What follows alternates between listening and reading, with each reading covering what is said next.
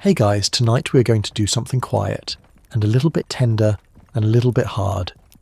We're going to look at one of the most beloved fathers in the history of American television, and then we're going to look at the man he was built from. And somewhere between those two faces, we're going to find a truth that is sadder, and stranger, and in the end far more human than anything that ever aired on a Sunday night. You know the father I mean. For 9 seasons in living rooms all across this country, a man with dark hair and a steady voice sat beside a fire with a fiddle resting on his shoulder. His daughters gathered around him. The light was always warm, the trouble always past. And when he turned and smiled, that slow, certain, forgiving smile, millions of people felt something settle in their chests, something that felt a great deal like safety.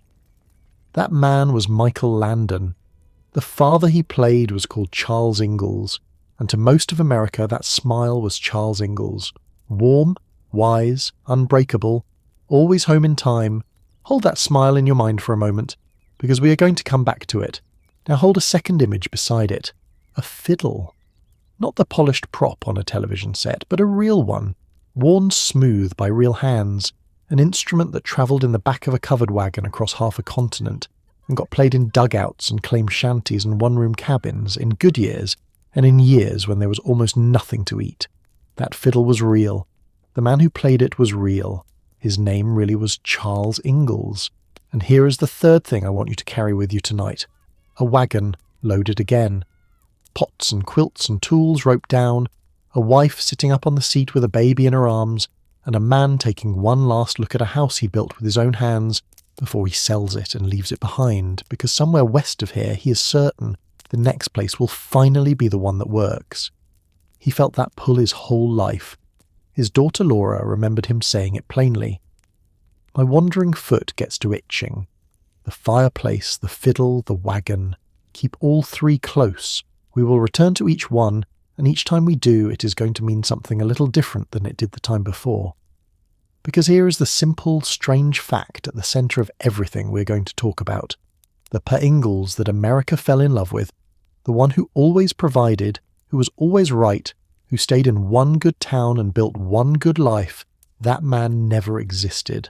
Not quite. The real Charles Ingalls loved his family every bit as much. He worked harder than the land would ever pay him back for, but he moved them again and again. He filed claims he could not keep. He led them into hunger and into debt, and onto land that was not legally his to take. He died with very little to leave behind. And his wife outlived him by 22 years, getting by on the kindness of the daughters they had raised. So I want to promise you something right at the start, because I know how much this family means to people. This is not a video that is going to take part away from you. It is not here to call Michael Landon a liar, because he was not one. He was a wounded, gifted man who gave a frightened country exactly the father it needed at the moment it needed him most. And it is not here to scold Laura Ingalls Wilder, who loved her father so much that she turned his hardest failures into the gentlest stories ever written. This is only here to set the warm picture down beside the real one, and to look at both honestly, and to discover that the true man, the imperfect, restless, tender, struggling, real Charles Ingalls, is somehow even more worth knowing than the legend that replaced him. Every claim I am going to make tonight has been checked, not against the television show and not against the books alone, but against the things the television show could not soften. The land records, the census pages, the old newspapers, the court files, and Laura's own first manuscript, the one she wrote for adults years before she ever wrote a single word for children. If something is uncertain, I'm going to tell you it is uncertain. If the historians disagree, I am going to tell you they disagree. You deserve the real story told straight. And one more thing, because most of the people who find these stories late at night are women, and because this is, underneath everything, a story about women. It is about Carolyn, the wife who held the family together on almost nothing while her husband chased the next horizon. It is about Mary, the eldest daughter, who lost her sight at 14 and had to learn to live in the dark. It is about Carrie and Grace, and most of all about Laura, the watchful second daughter, who would one day carry every one of these people through the rest of the 20th century on the strength of her own memory. The men move the wagons in this story, but it is the women who pay for the moving, and the women who remember, and the women who, in the end, decide what the rest of us are allowed to know. Keep them close, too. If that is the kind of history you came here for, the kind that holds the legend gently in one hand and the truth in the other, then settle in, get comfortable, and subscribe, so the next one finds you when it is ready. We have a long, quiet road ahead, and it begins, as so many American stories do, with a man, a wagon, and a horizon he could not stop chasing. Let's begin. Begin with a smile. It is September of 1974. The country is exhausted. Just 1 month earlier, in August, a president had resigned in disgrace and walked out to a waiting helicopter while the nation watched. A long and bitter war was grinding to its unhappy end overseas. Prices were climbing, jobs felt unsteady, and a great many Americans had quietly stopped believing that the people in charge of anything were telling them the truth. Into that tired, anxious country, on the 11th of September, a new television series premiered on NBC. It was called Little House on the Prairie, and it offered something the evening news could not. It offered a father you could trust completely. He arrived on screen in a check shirt with the sleeves rolled up, lean and quick and sure of himself, a man who could swing an axe and deliver a calf and forgive a sin, and find exactly the right words for a crying child, all before supper. When his family was afraid, he was calm. When the world was unfair, he set it right within the hour, and at the end of a hard day he would take down his fiddle, and the firelight would catch the side of his face, and he would play, and everything that had gone wrong would somehow be all right again. That was Michael Landon's Pa Ingalls, and it is worth saying plainly, before we go one step further, that Landon was extraordinary at it. He did not stumble into the role, he shaped it deliberately and completely. He was the star, yes, but he was also the show's executive producer, its head writer for much of its run, and the director of dozens of its episodes. Almost nothing reached the screen that Michael Landon had not personally approved. When you watched Pa Ingalls be good, you were watching one man's specific, deliberate vision of what a good father looked like. We will come to why that vision mattered so much to him, and why it landed so hard on the rest of us later in this story. For now, just notice how complete it was. The show ran for 9 seasons. It produced 204 episodes, and across all of them, in storm and sickness and poverty and grief, the love of Pa Ingalls never once failed to be enough. Now, here is where the picture begins very gently to crack, because the real Charles Ingalls, the man whose name that character carried, the man Laura actually grew up beside, was not a television father. He was a flesh and blood frontier man, and his love, which was real and deep and never in question, was simply never quite enough. Not because he didn't try, because the world he was trying inside of was bigger and colder than any man's good intentions. Let me take you back to the beginning of him. He was born on the 10th of January in 1836 in a town called Cuba, in Allegheny County, in the western hills of New York State. His parents were Lansford and Laura Ingalls, and if you read the Little House books or watch the show, you may remember them as Grandpa and Grandma back in the big woods. Charles was one of a large family, raised on the kind of working farm where there was always more to do than hands to do it. He had very little formal schooling, which was ordinary for a frontier boy of his time. What he had instead was a strong back, a quick and easy way with people, a deep love of music, and one trait that would shape every single year of his adult life, a restlessness that never let go of him. He came by it honestly. The Ingalls family was already a moving family before Charles was old enough to remember. Before he was 12, his parents pulled up their roots in New York and went west to Illinois, and then west again to Wisconsin. So the boy learned, early and in his bones, a particular American idea, that home was not a place you stayed. Home was a place you left, for a better one, just over the next rise. He was born into motion. He would die having never fully stopped. Laura gave that restlessness a name, and it is one of the truest things she ever wrote about her father. "My wandering foot gets to itching," he would say, and then the wagon would be loaded again. It sounds almost charming put that way. A lovable quirk, a touch of poetry in a hard-working man. But sit with what it actually meant for the people who loved him. It meant that just as a place began to feel like home, just as the garden came in or the neighbours grew familiar, or a child made a friend, the itch would start, and Charles would begin to talk about the better land somewhere west, and Caroline would begin, with a sinking heart she rarely showed, to pack. Over the course of their marriage, this family moved through Wisconsin, Kansas, back to Wisconsin, onto Minnesota, down to Iowa, back to Minnesota, and finally out to Dakota Territory, a restless looping migration across the better part of the upper Midwest, chasing a prosperity that stayed always one move ahead of them. Modern readers sometimes wonder why on earth they kept moving, when moving so plainly was not working. The honest answer is that Charles Ingalls could not help it. The wandering foot was not really about land or money or opportunity, though he always had a practical reason ready. It was something in the man himself, a constitutional inability to believe that here, this place, right now, was enough. There was always a better somewhere. He spent his whole life walking toward it, and the great quiet tragedy of him is that he never once arrived.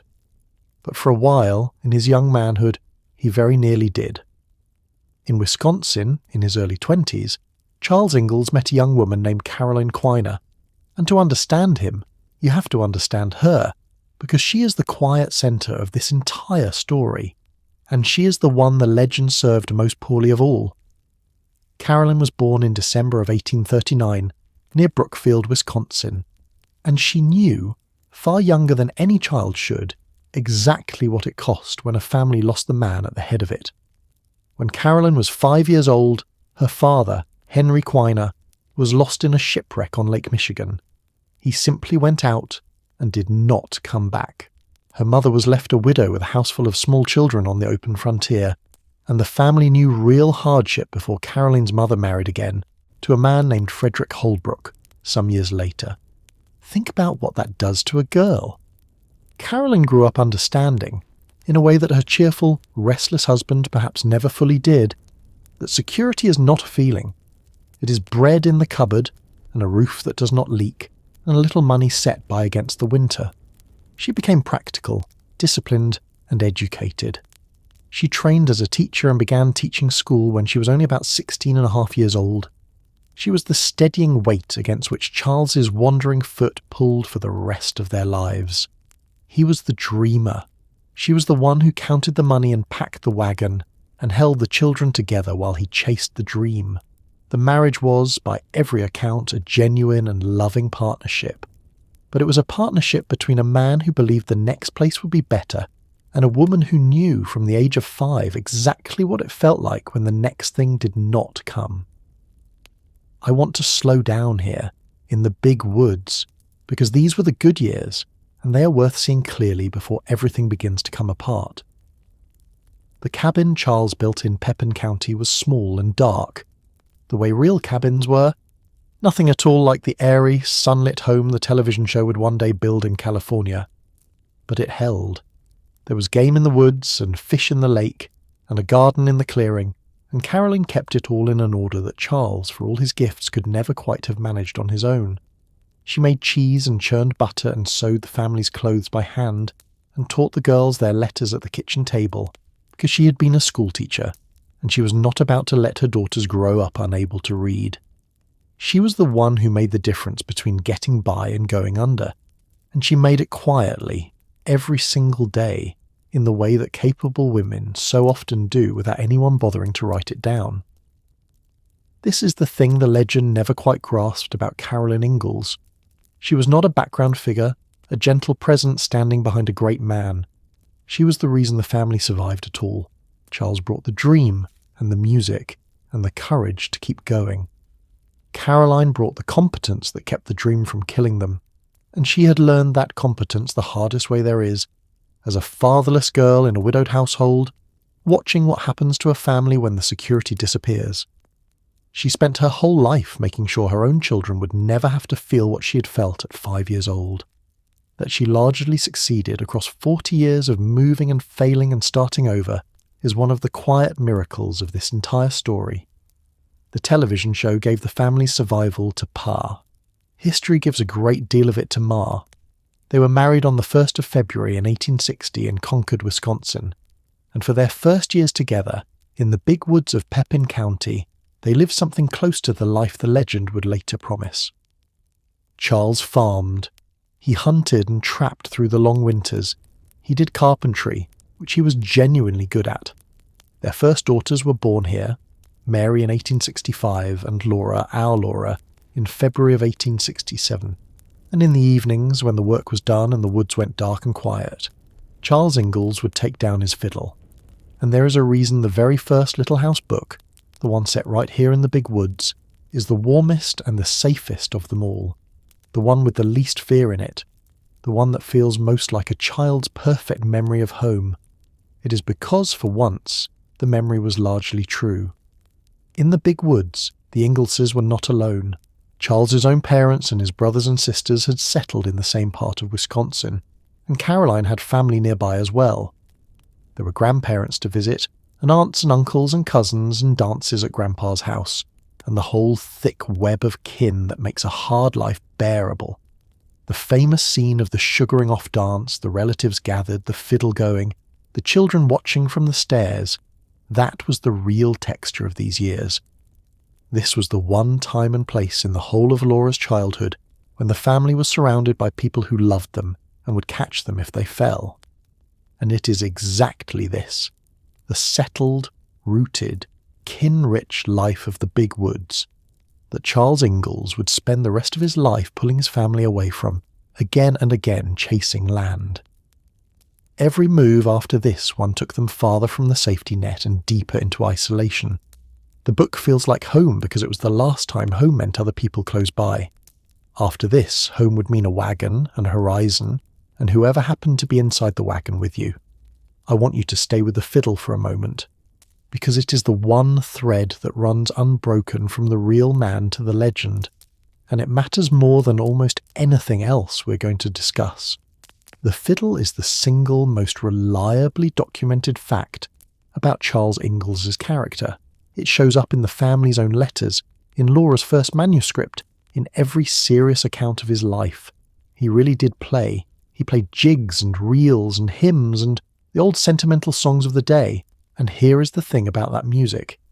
It was real comfort, and it was also in a way that no one in that family could have named at the time, a kind of medicine for them and maybe for him.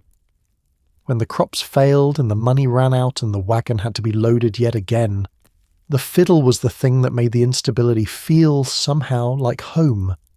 A child does not remember the debt. A child remembers her father playing in the firelight while the wind howled outside. The music is how the hardship got softened in the memory long before any television producer ever touched it. Laura was, in the most loving way imaginable, listening to her father turn their poverty into something beautiful, in real time by the fire, and she never forgot the sound. So far, you might be thinking, this all sounds rather close to the show after all. A loving father, a devoted mother, a fiddle by the fire, and for these few early Wisconsin years it was close. This was the most stable stretch of Charles Ingalls' entire adult life, but it did not last. It could not. Because the same restlessness that the Ingalls family had carried out of New York was alive and well in Charles, and the big woods were filling up with settlers, and the game was thinning, and somewhere to the west, there was always a somewhere to the west, there was better land waiting. Free land, the advertisement said. 160 acres for anyone with the courage to go and take it.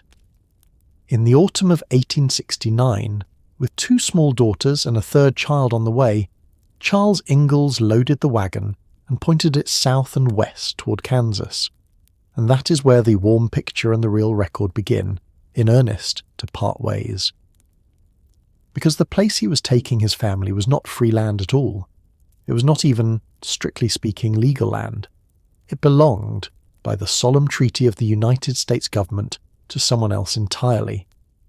We will go there next, but before we leave this chapter, return one more time to the smile, to Michael Landon by the fire, the father who always knew what to say, and set beside it now, the real man, gifted, warm, beloved, a fiddle in his hands and a dream in his head, loading a wagon in the cold for the first of what would become a lifetime of departures, certain that this time, finally, the dream was going to come true. It was not. But you cannot understand the man until you understand that he believed it every single time. There is a chapter in the third Little House book called Indians in the House. In it, a small girl named Laura watches two Osage men come into her family's cabin on the Kansas prairie, ask her frightened mother to cook for them, and take some of the family's cornmeal as they leave. It is told the way a child of 3 or 4 would have experienced it, as something strange and a little terrifying, and finally as something that simply happened and then was over. What that chapter does not tell you, what the book never tells you, and what the television show would erase even more completely, is whose house it actually was, or rather, whose land that house was sitting on. Because the most important fact about the Ingalls family's time in Kansas is one that Laura, writing for children in the 1930s, left almost entirely out. The cabin was built on land that belonged to the Osage Nation, and the Ingalls family had no legal right to be there at all. Let me lay the ground out for you carefully, because this is the part of the story where it would be easy to be unfair in either direction, and I do not want to be. I want to be exactly as honest as the record allows, and no more. In the fall of 1869, Charles Ingalls brought his family to Montgomery County, in southeastern Kansas, settling on the open prairie a little over a dozen miles southwest of a town called Independence. By the 1870 census, the family is recorded there, in a township called Rutland, with Charles listed by occupation as a carpenter. It was here, in August of 1870, that their third daughter, Carrie, was born. So this was not a brief stop. This was an attempt to build a life. But the land they built it on was part of something called the Osage Diminished Reserve, roughly 4.5 million acres in Kansas that had been guaranteed by treaty to the Osage people, and that had not been open to white settlement. Charles Ingalls knew, or could very easily have known, that the land was not legally available, and he went anyway. He was not a villain for doing it, and he was not unusual. He was one of a flood. By the time that 1870 census was taken, there were more than 7,000 non-Indian settlers living illegally in Montgomery County. The Osage themselves numbered fewer than 5,000 on the tribal roll. The settlers had come in a great tide, all of them making the same cold calculation, that the United States government, faced with thousands of white families already squatting on Osage land, would choose to remove the Osage rather than remove the settlers. They calculated correctly. That is the hard truth at the heart of this chapter. The illegal presence of families like the Ingalls was not a side note to what happened to the Osage. It was a direct cause of it. In the late summer of 1870, government officials and Osage leaders gathered at a place called Drum Creek near Independence and negotiated for about 3 weeks. On the 10th of September, a treaty was signed. The Osage agreed to give up their last reserve in Kansas and to move south to Indian Territory in what is now Oklahoma. The settlers who had already come were to be allowed to stay and buy the land at $1.25 an acre. And so the children whom little Laura had watched come into the cabin, the people whose presence the book treats as a frightening intrusion, were in fact the dispossessed owners of the very ground the cabin stood on, being pushed off their homeland in part because families like hers refused to leave it. Now, here is where I have to be careful, because the popular version of this story, and even 1 or 2 reputable sources, have gotten a particular detail wrong, and I am not going to repeat the error. In the book, the cruelest line about native people, "The only good Indian is a dead Indian," is sometimes attributed to Pa. It is not Pa's line. It is spoken by a neighbour, a man named Mr. Scott, and the book is quite clear in Laura's own words that Pa rejected it. No matter what Mr. Scott said, she wrote, Pa did not believe that the only good Indian was a dead Indian. Charles, in the book, says that Indians would be as peaceable as anybody else if they were simply left alone. When an Osage leader persuades the other Osage not to make war on the settlers, Pa calls him a good man. So the literary Charles Ingalls even in a book written with the casual prejudices of its time, is presented as the least hostile adult in the story. The fear belongs to Ma and to the neighbours, to Mrs. Scott in particular, who, the book hints, could not get the memory of the Minnesota massacres out of her head. That phrase deserves a moment, because it is real history. Mrs. Scott's terror points back to the United States and Dakota War of 1862 in southern Minnesota, a 6-week conflict in which hundreds of white settlers and soldiers were killed, and at the end of which 38 Dakota men were publicly hanged in a single morning in December of 1862 in the largest mass execution in American history, signed off on by Abraham Lincoln himself. That is the wound that the settler women of the Kansas Prairie carried west with them.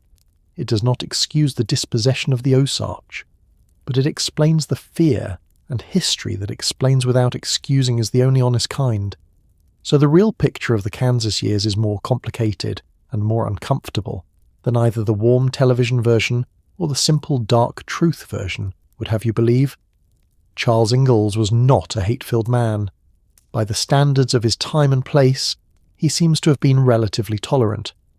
But he was also, plainly and undeniably, a trespasser. A man who took his family onto land he had no right to, who benefited directly from the removal of the people it belonged to, and who never, as far as the record shows, fully reckoned with what that meant. Both things are true at once. He was kind, and he was complicit. The frontier was built by men exactly like him, and that is precisely why the comfortable story leaves this part out. It is worth stepping back for a moment, from the single family in the single cabin, to see the larger thing they were part of. Charles Ingalls did not invent the idea that carried him to Kansas. He inherited it. In those years, the whole country was being told a story about itself. The story said it was the destiny of the American people to spread west across the continent, to take the land and tame it and make it bloom. Not merely allowed to, ordained to, a national birthright. There was even a name for the idea. And under the warmth of that story, hundreds of thousands of ordinary, decent, hopeful families like the Ingalls poured west, each one certain they were part of something noble, almost none of them ever pausing to ask whose home they were walking into. That is what makes the Kansas chapter so quietly important. Charles Ingalls was not a villain in his own mind. He was a true believer in a national story that had, woven invisibly into it, the dispossession of an entire people. The cruelty was not in any one settler's heart. It was in the story itself, the story that told good men that empty land was waiting for them, when the land was not empty at all. The Ingalls family lived inside that story, the way nearly everyone around them did, and the books, and later the show, would simply go on telling it, leaving the Osage at the edges of the frame, exactly where the national story had always kept them. To see Charles clearly is to see how an ordinary loving man can take part in a great wrong without ever feeling like a wrongdoer. That is not a comfortable thing to look at, but it is a true one, and the Osage themselves deserve far more than to be the shadowy, frightening figures the books made of them. They were not a vanishing people, drifting helplessly out of the story to make room for the settlers. They were a sophisticated, organised nation, skilled diplomats and traders who had held influence across a vast stretch of the middle of the continent, and who negotiated hard and shrewdly, even as they were being forced from their land. When they gave up their Kansas reserve at Drum Creek, they did not simply disappear, they moved south intact as a people, and they rebuilt. And, as we will see at the very end of this story, the ground they were pushed onto would one day make them, for a brief and astonishing moment, among the wealthiest people on the face of the earth, with consequences darker than anyone could have dreamed. Little Laura, peering at the two men who came into her family's cabin, saw something strange and terrifying.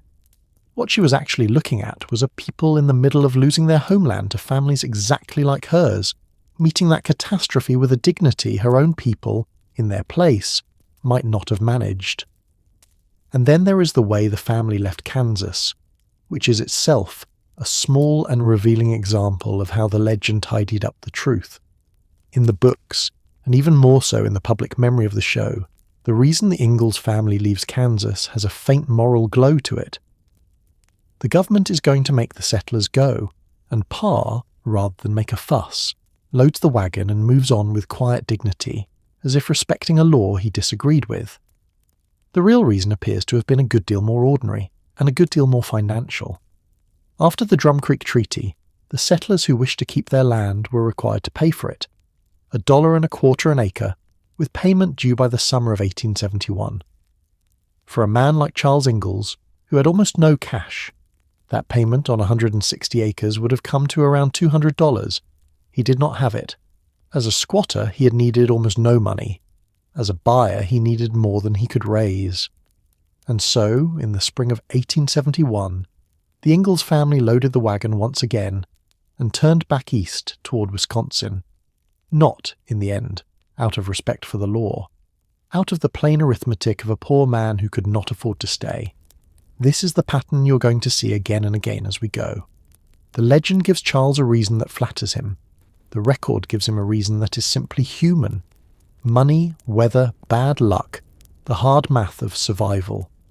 He was not less lovable for it.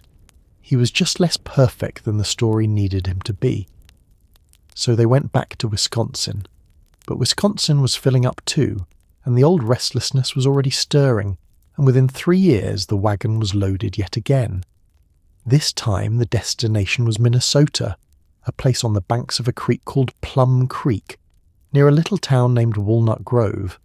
And I want to stop, just for a moment, on the wagon itself, on what these moves actually were, because the show turned them into something they were not. On television, the loading of the wagon is a hopeful, almost jaunty thing. The family climbs aboard, the music lifts, and the next scene is the next home. The real thing was slow and hard and frightening. A covered wagon moved at the pace of a walking ox or horse. A few miles an hour, perhaps 10 or 15 miles on a good day, for weeks on end. Everything the family owned in the world had to fit inside a wooden box not much bigger than a small modern bedroom. The stove, the beds, the tools, the seed, the food, the fiddle. The children walked alongside as often as they rode to spare the animals. They forded rivers that could drown a horse and sweep away a wagon, and the family's own crossings were genuinely dangerous. Laura remembered the terror of deep water more than once. They slept on the ground or in the wagon bed under the canvas, in heat and cold and rain. They cooked over open fires in the wind, and every mile took them farther from doctors, from neighbours, from help of any kind. This is what Charles Ingalls asked of his wife and his small daughters, not once, but again and again, that they pack their whole lives into a box and walk west into the unknown, on the strength of his belief that the next place would be better. He was not cruel to ask it. It was the ordinary madness of the age, but it was his wife and his children who bore the cost of his hope, one slow and dangerous mile at a time. It is the place most people picture when they think of the Ingalls family at all. The town, the school, the church, the community. The television show would make Walnut Grove the family's permanent home, the one good place where Pa Ingalls put down roots and stayed for 9 warm seasons. The real Walnut Grove was where the sky turned dark in the middle of the day, and the air filled with a sound like the end of the world, and Charles Ingalls watched everything he had built get eaten down to the bare dirt. We will go there next, but carry this with you out of Kansas. Carry the cabin, and the family inside it, and the people outside it whose land it was, and carry the small, deflating truth about why they left. Not a noble principle, but an empty purse. Because the legend is made of noble principles. The man was made of empty purses and stubborn hope, and a fiddle he played in the evenings while his wife lay awake doing the arithmetic he would not. In the summer of 1874, on the banks of Plum Creek in southwestern Minnesota, Charles Ingalls did something that he believed, at last, would change everything. He went into debt for the future. But understand where the family was actually living while he dreamed that dream, because it is one of the small, telling details the television show could never quite bring itself to show you. When the Ingallses first came to Plum Creek, they did not move into a house. They moved into a hole in the ground. The previous owner of the claim had dug a dugout into the grassy bank of the creek. A single room scooped out of the earth itself, with a roof of sod and a front wall of dirt. A dwelling you entered by walking down into the side of a hill. The walls were soil held together by grass roots. The floor was packed earth. When it rained, the ground above could weep mud, and snakes and bugs lived in the dirt that surrounded the family on every side. This was not unusual. On the treeless prairie, where there was no lumber and no money to buy it, an enormous number of homesteading families began exactly this way, burrowed into the earth like animals because the earth was free and lumber was not.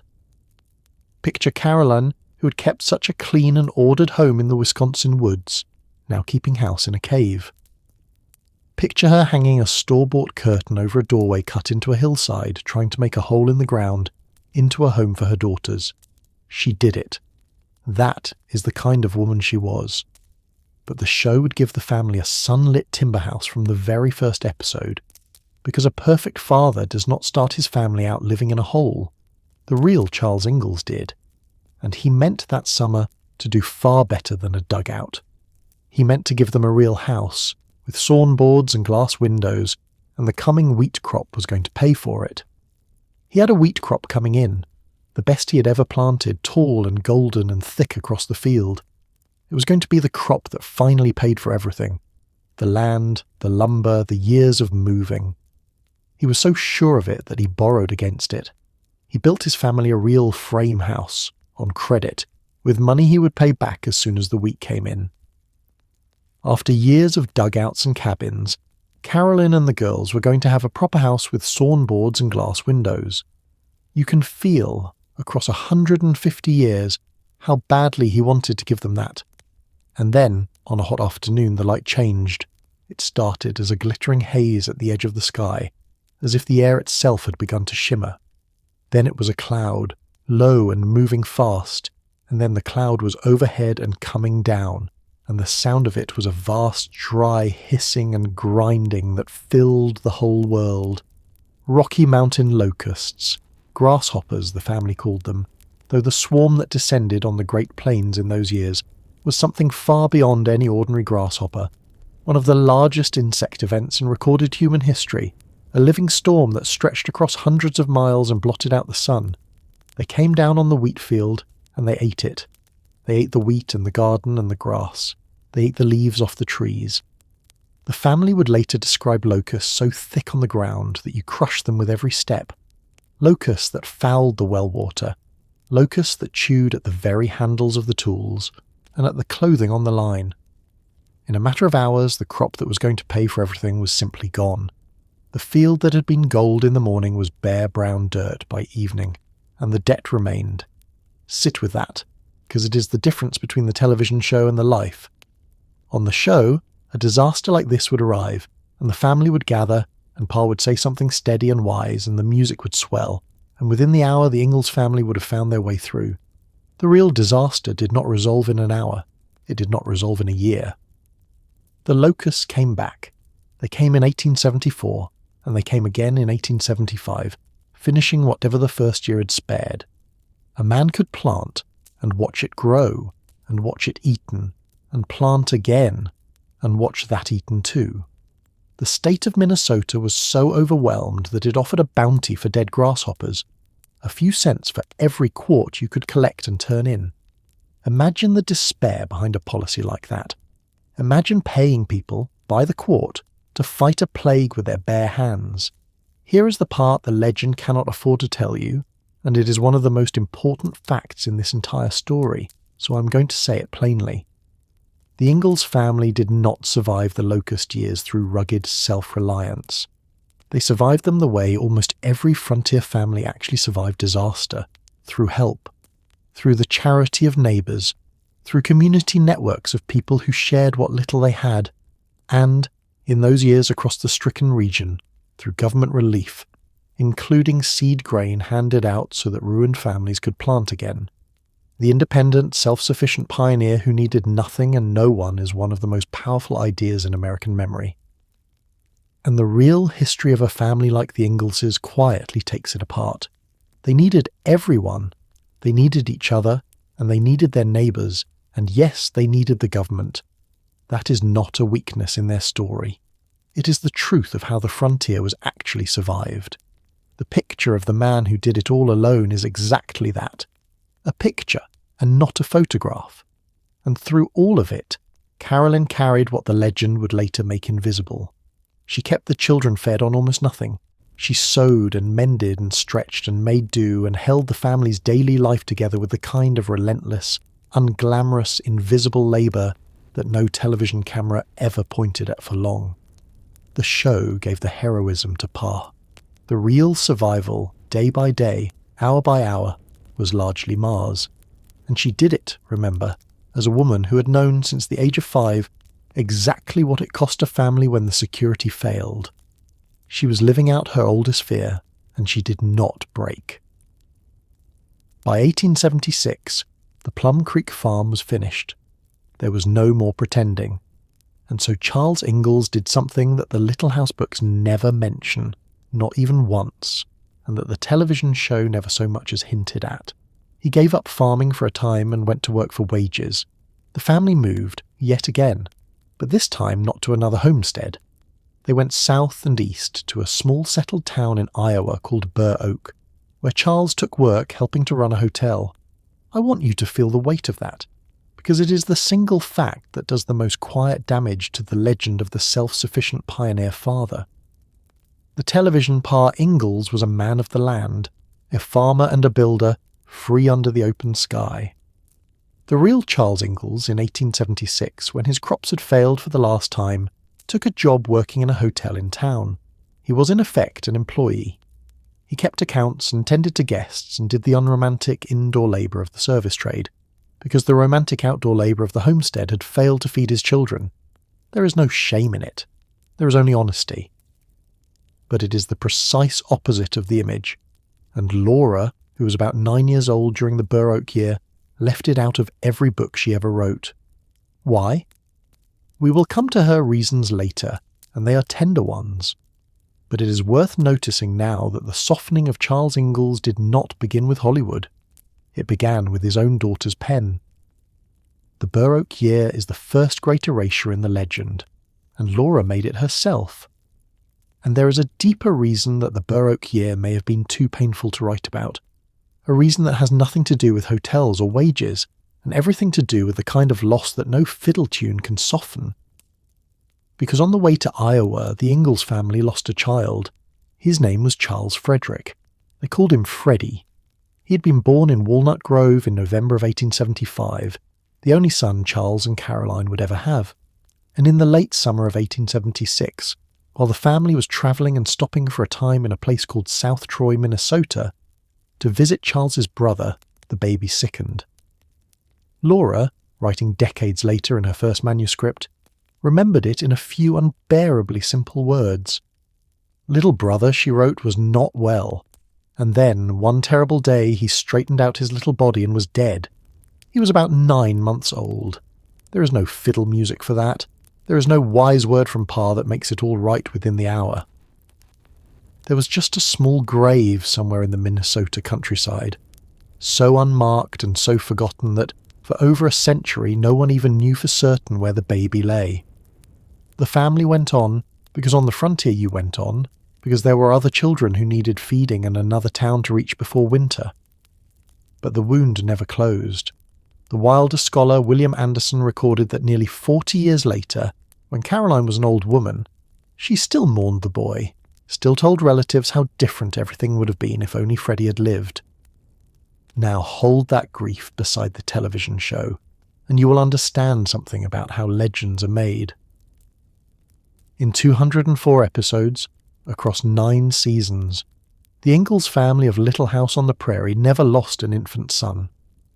The death of Freddie, a real, documented, shattering loss that the real family carried for the rest of their lives, does not appear. It could not appear. A father who could not save his own baby does not fit the picture of the father who can fix anything. So the boy was left out of the story, the way the Burr Oak Hotel was left out, the way the empty purse in Kansas was left out, and every time something true and painful was left out, the warm picture got a little warmer, and the real man got a little harder to see. The family did not stay in Burr Oak. They never stayed anywhere. Their youngest daughter, Grace, was born there in the spring of 1877, and within a year or so they had turned around and gone back to Walnut Grove, and then, by 1879, the wagon was loaded one final time, for the longest journey of all, out to the raw, new, treeless country of Dakota Territory, where the railroad was pushing west and a brand new town was about to be born out of the empty grass. It was called De Smet, and it would be, after all the moving, the one place where Charles Ingalls finally stopped. But he did not stop because he had finally succeeded. We will see in the chapter to come that he stopped largely because he had run out of frontier and run out of time and grown too old and too worn to start over yet again. And we will see that the worst single test of his entire life, a winter so brutal that it nearly killed the whole town, was waiting for him there, in that first Dakota year. So carry the locusts with you. Carry the bare brown field where the gold wheat stood. Carry the debt that did not disappear when the crop did, and the help from neighbours and from the government that the legend pretends was never needed, and Caroline holding it all together on nothing, and a small grave in Minnesota that took a son the story would never name. And carry the fiddle still, because he kept playing it, all the way to Dakota, even now, even after this, especially after this. The music was how he carried them through. It is the truest thing about him, and it is the one thing the legend got right. By the time the Ingalls family reached Dakota Territory, in the autumn of 1879, Charles Ingalls was 43 years old, and he was tired in a way that does not show up in any census. Think about what those 43 years had held. He had been a boy in New York, a young man in Wisconsin, a squatter in Kansas, a farmer in Minnesota, an innkeeper in Iowa, and a farmer again. He had buried a son. He had watched 2 harvests eaten alive. He had moved his wife and daughters across the map again and again on the promise of a better place, and the better place had never quite arrived. And now here he was, on the flattest, emptiest, most treeless land any of them had ever seen, starting over one more time. And there was one more thing they carried into Dakota Territory, the heaviest thing of all, and it had happened only months before they left. In the early part of 1879, while the family was still in Minnesota, the eldest daughter, Mary, a thoughtful, careful, golden-haired girl of 14, fell gravely ill. There was a high fever and a terrible inflammation, and for a time one side of her face went slack and partly paralysed. And when the worst of it finally passed, Mary Ingalls could not see. She would never see again. She was 14 years old, and the world had simply gone dark. For generations, everyone believed the cause was scarlet fever, because that is what Laura wrote in the books, and scarlet fever was the great terror of children in those years. But in our own time, in 2013, a team of doctors went carefully back through the surviving evidence. Laura's own descriptions of the illness, the local newspaper reports from the time, and the register of the school Mary would later attend, and they concluded that scarlet fever almost certainly was not the cause. The symptoms pointed instead to an inflammation of the brain and its lining, the kind of viral attack that can swell the optic nerves and slowly steal a person's sight. The school's own record, in fact, did not say scarlet fever at all. It gave the cause of Mary's blindness as brain fever. The famous scarlet fever, it seems, was one more thing the books quietly changed. Perhaps because, to a child reader, scarlet fever was a danger they already knew to be afraid of. But the medical name hardly mattered to the family living through it. What mattered was that their bright, capable eldest daughter was now blind, in a one-room house, on the edge of nowhere, with almost no money, and a long, hard road still ahead of them. And here is where you see, once again, the real fabric of this family. The thing the legend kept turning into something simpler than it was. The Ingallses did not have the money to give Mary the education a blind young woman would need to make any kind of life. So they found it, the hard way, together. Charles took Mary all the way to a specialist in Chicago, hoping against hope that something could be done. Nothing could. And Laura, the second daughter, just 13 and watching all of it, was given a quiet, enormous job by her mother. She was to be Mary's eyes. She was to look at the world and describe it aloud in careful words so that Mary could go on seeing it through her sister. Laura learned, in those years, to notice everything, to turn the prairie and the sky and the faces of people into vivid, exact language for the sister who could no longer see them. She was learning, though no one yet knew it, to be a writer. The gift that would one day make the whole world fall in love with the Ingalls family was born, in part out of a blind girl's need and a younger sister's love. And there was more. To help pay for Mary's schooling at a college for the blind far away in Iowa, Laura herself went to work. She earned her own teaching certificate and began teaching school at the age of 15, boarding away from home in rough little settlements, frightened and lonely and homesick, and handing her wages back to the family so that her sister could learn to read with her fingers and find her way in a sighted world. Mary did go to that college, in a town called Vinton, Iowa, and she stayed for years, and she came home educated. Now hold all of that beside the warm, self-sufficient Ingalls household of the television show. A blind teenager, a 15-year-old girl teaching school to pay for her sister's education, a father who could not afford the help his own child needed. This is what the family actually was, not a fortress built on one strong man's competence, but a web of people holding one another up, each one carrying a piece of a weight that no single one of them could ever have carried alone. And once again, he was not starting over as a farmer. When the family first arrived, Charles was working for the Chicago and Northwestern Railroad, which was driving its line west across the territory. He kept the time and tended the company's store for a survey and grading camp. The very first winter, the family did not even live in a house of their own. They lived in a surveyor's house, an empty building the railroad let them stay in once the work crews had gone east for the cold months. So the man who would be remembered as the eternal homesteader spent his first Dakota winter as a caretaker in someone else's building, drawing wages from a railroad. The pattern held, right to the end. To understand why Charles Ingalls spent so much of his life failing at the same thing, you have to understand the promise he kept chasing, and how that promise was built from the very beginning to be broken for men like him. In 1862, in the middle of the Civil War, the United States Congress passed a law called the Homestead Act, and it sounded like the most generous thing a government had ever done. Any citizen, or anyone who intended to become one, could claim 160 acres of public land, live on it for 5 years, build something, farm it, and the land was yours, free and clear, for little more than a small filing fee. To a poor man in the crowded East, it sounded like a door swinging open. Land. Your own land.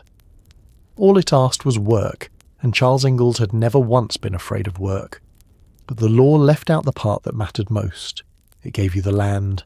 It did not give you the means to survive on it. A homestead needed a plough and seed. It needed a team strong enough to break the tough prairie sod. It needed a well and lumber for a house, and a full year of food and money to live on before the first crop could come in. Add it all up, and starting from nothing took a sum of money a poor family did not have. And out on the dry western plains, 160 acres was often too little land to live on at all, no matter how hard a man worked it. So the claims failed. By some estimates, close to half of them were never proved up. The families gave out, or gave up, or were starved off by drought and grasshoppers and bad luck, and they loaded their wagons and moved on. Exactly the way the Ingalls family kept moving on. So when you watch Charles Ingalls fail, claim after claim, year after year, it is tempting to see a man who was simply not good enough, not steady enough, not careful enough, not the provider the television Pa would so effortlessly have been. But that is not what the record shows. What the record shows is a man caught inside a system that was quietly built to defeat people who started with nothing. He was not the exception to the frontier. He was the rule. The lonely, triumphant homesteader of the legend, the one who arrived with empty hands and conquered the wilderness through sheer grit, was the rare case, not the common one. The common case was Charles Ingalls, working as hard as a human being can work and losing anyway, because the deck had been stacked before he ever loaded the wagon the first time. The frontier did not punish laziness. Far more often, it punished poverty, and Charles Ingalls was poor. But the land was opening, and the old hope was still in him, and in February of 1880, Charles Ingalls filed a homestead claim on a quarter section just southeast of the brand new town site of De Smet. This time, and it is worth pausing on because it is one of the only times we get to say it, this time the claim would actually work. He would in the end prove up on this land. He would own it outright. After more than 15 years of failed and abandoned ventures, Charles Ingalls finally, legally, held title to a piece of the American earth. It only took the worst winter anyone in that country had ever seen, very nearly to kill them all first. It is worth understanding what kind of place De Smet actually was, because it explains why this, of all the family's stops, became the one that finally held them. De Smet was not an old town the Ingalls moved to. It was a town that did not exist until the railroad invented it. In those years, the great railroad companies were laying track across the empty Dakota grassland, and roughly every 10 or 12 miles along the line, they would lay out a brand new town site from nothing, survey the streets, sell the lots, and watch a town spring up almost overnight around the depot.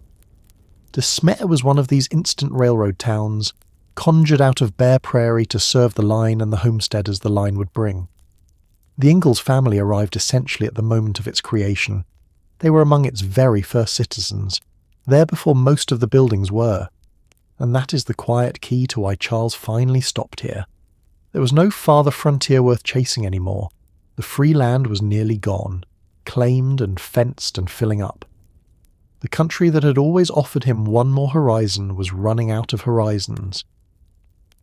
A man who had spent 20 years moving toward the edge of settlement looked up one day and found that the edge had passed him by, that he was, at last, standing in a town, in a settled country, with the open west closing behind him. He did not choose De Smet so much as De Smet was where the choosing finally stopped. The winter of 1880 and 1881 is the most documented hardship in the entire history of the Ingalls family. It is also the one Laura would write about most carefully, most beautifully, and most incompletely. And it is the place where the difference between the warm picture and the cold truth becomes almost unbearable. It began in October, not December, not January, so October.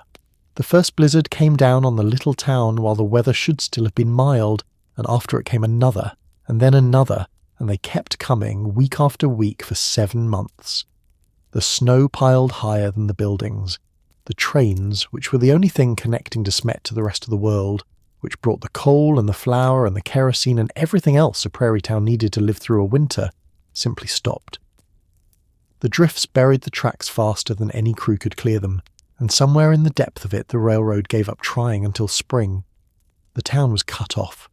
A few hundred people, on the open plain, with the supplies they happened to have on hand and a winter that would not end. So they burned what they had. When the coal ran out, the family twisted slough hay into tight, hard sticks and burned that hour after hour, because hay burns fast and you have to keep feeding it. When the kerosene ran out, they made a little light from a button and a scrap of cloth floating in grease, and when the flour ran out, and it did run out, they took the seed wheat, the grain that was meant to be planted in the spring, and they ground it, a handful at a time, in a small coffee mill, turning the crank by hand until their arms ached, to make a coarse brown flour for a coarse brown bread. That bread, and almost nothing else, was what the Ingalls family ate for weeks on end. Whoever was not grinding wheat was twisting hay. That was the whole of life. Grind and twist and survive the day and listen to the wind. Try, for a moment, to actually live inside that winter, because the books and the show have made it almost cosy, and it was not cosy.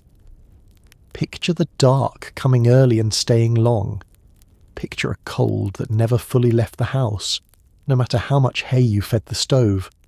Picture the sound, day after day after day, week after week, of wind.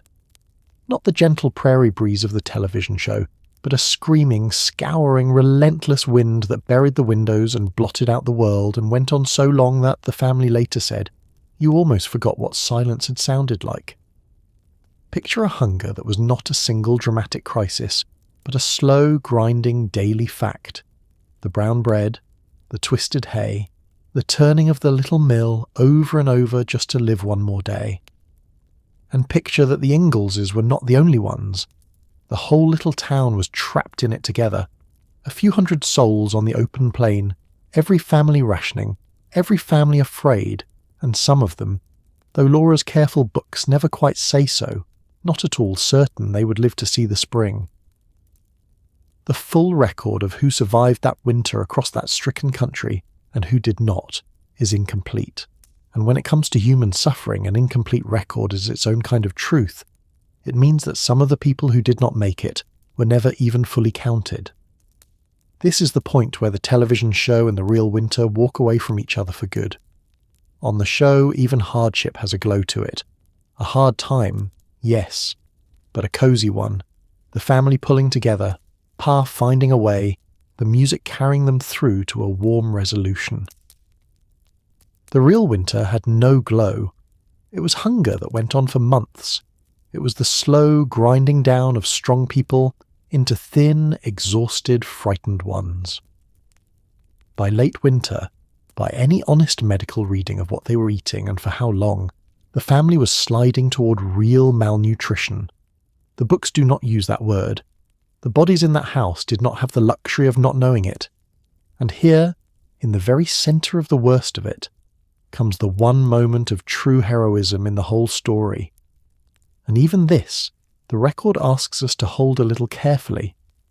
With the wheat in town running dangerously low and people beginning to face the real possibility of starving before the trains came, 2 young men volunteered to do something close to suicidal. One of them was named Cap Garland. The other was a young homesteader named Almanzo Wilder, the man who would, a few years later, marry Laura. They had heard that a settler some miles south of town had grown wheat the year before and might still have it.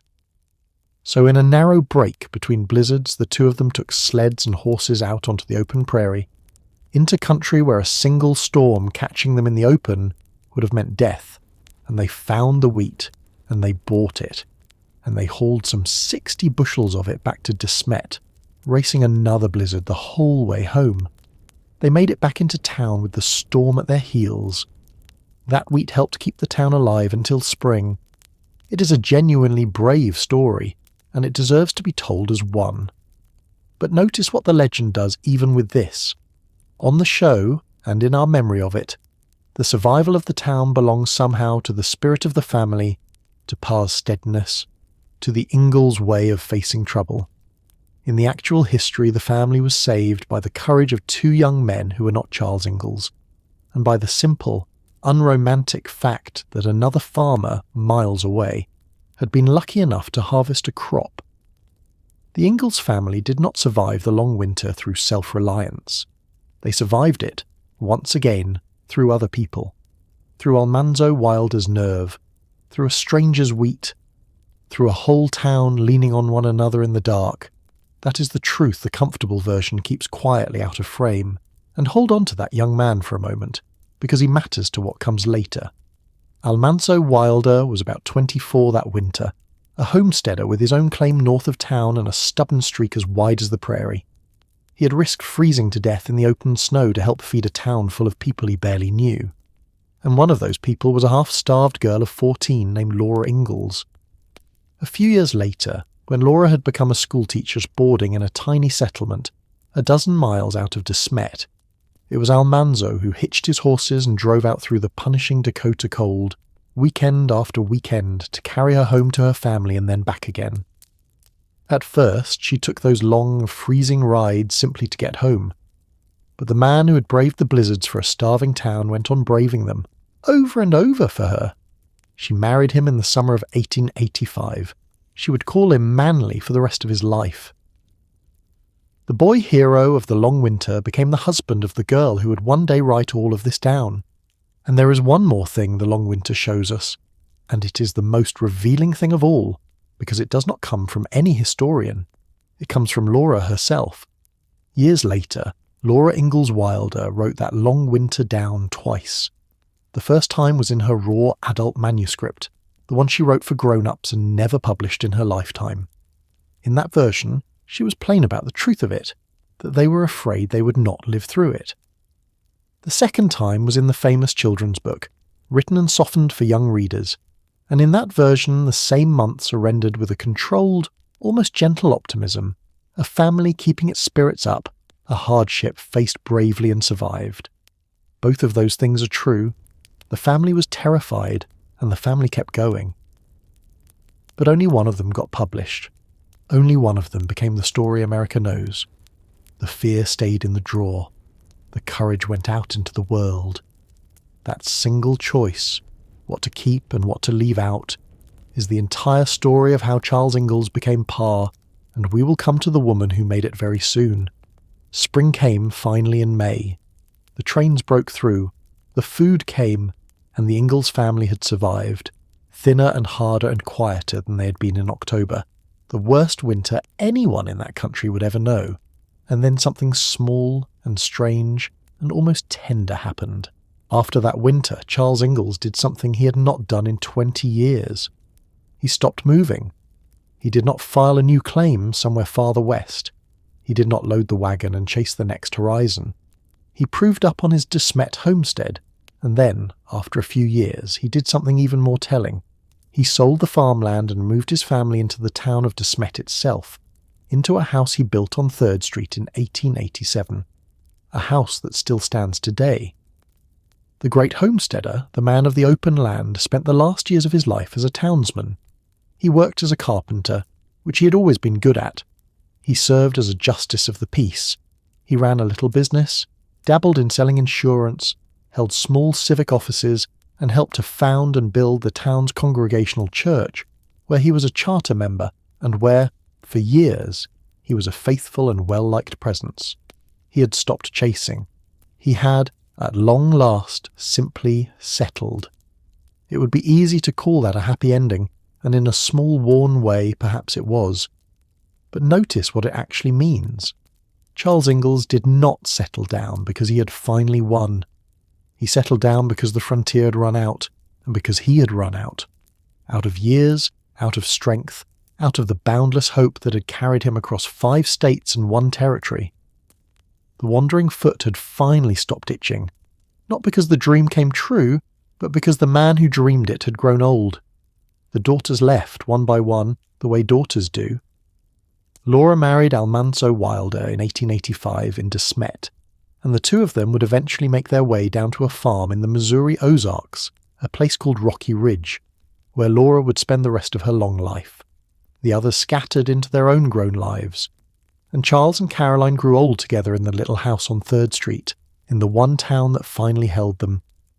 Mary came home from the college for the blind, a grown woman, educated, capable, able to read with her fingers, and to make fine things with her hands, and she lived on with her parents in that house on 3rd Street, a quiet and steady presence. When Charles died, it was Mary who stayed on with her mother, the two of them keeping the house together, the blind daughter and the widowed mother, in the town where the family had finally stopped moving. And when Caroline's own time came, years later, she left that house to Mary. It was the one thing of any real value that Charles Ingalls had managed to hold on to in his whole long life, a modest frame house on a side street in a small Dakota town, and in the end it became a home for the daughter who needed it most. There is something in that, I think, that is truer to who Charles really was than any television captain could ever be.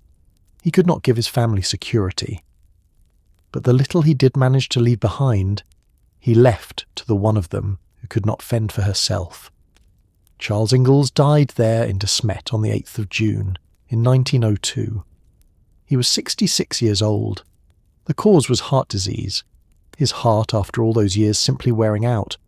He was given the rites of the Freemasons at his funeral, and he was buried in the De Smet cemetery, on a quiet hilltop above the town where Caroline and 3 of their daughters would one day be laid beside him, along with the infant grandson that Laura and Almanzo had lost. He did not leave much behind. He had owned his house and his town lot and very little else. There was no fortune, no great estate, nothing of the financial security that the television pair Ingalls so effortlessly provided. And his widow, Caroline, the woman who had counted every penny and packed every wagon, and held the family together through every disaster, outlived him by 22 years. She died in 1924, an old woman, having gotten through those last decades largely on the support and the care of the daughters she and Charles had raised. The girls took care of their mother because their father had not left enough to do it for him. That is the real ending of Charles Ingalls. Not a triumph, not a tragedy exactly. Just the honest, ordinary, deeply human ending of a man who tried his whole life to build something solid on shifting ground, who loved his family more than he was ever able to provide for them, and who died poor and beloved in the one town that finally let him rest. And here is the thing he never knew. He never knew that his name would not stay quiet in that hilltop cemetery. He never knew that one of those daughters, the second one, the one with the quick eyes who had watched him play the fiddle by the fire all those years, would one day, as an old woman, pick up a pencil and bring him back to life. And in bringing him back, change him forever. He died a real man. He was about to become a legend. And the first person to begin that transformation was not Michael Landon, and it was not Hollywood. It was Laura. Picture an old woman at a small desk, by a window, in the hills of southern Missouri. It is around 1930. She's in her early 60s. Outside the window are the Ozark Hills, green, rolling, wooded, nothing at all like the flat Dakota prairie of her childhood. She has a cheap writing tablet in front of her and a pencil in her hand, and she's doing something she has never really done before. She's trying to write down her whole life. Her name is Laura Ingalls Wilder, and the manuscript she's writing is called Pioneer Girl. And almost everything we think we know about the Ingalls family, everything the books gave us, everything the television show built on top of the books, begins right here, at this desk, with this pencil, nearly 50 years after the events she's trying to remember. That gap matters more than almost anything else. 50 years. Half a century stood between the little girl who lived the hardship and the old woman writing it down. And in 50 years, a great deal happens to a memory. The sharp edges wear smooth. The unbearable parts get folded away. The love grows larger and the failures grow smaller, not through any dishonesty, but through the simple, human, forgiving work of remembering someone you loved who is now gone. Laura was not sitting down to write a court record. She was sitting down to write her father back into the world, and those 50 years had not been gentle to Laura either. We tend to imagine that she simply grew up, married her young homesteader, and lived happily ever after, the way the books seem to promise when they end with her wedding. The truth is that Laura's own marriage began with a stretch of hardship as brutal as anything her father ever faced, and that she too learned to leave the worst of it out of the story she told. She married Almanzo Wilder in the summer of 1885 when she was 18, and for a few years the two of them tried to make a go of farming on the Dakota Prairie, exactly as her father had. And then the blows came, one after another, almost beyond belief. Their daughter Rose was born in 1886, healthy and bright.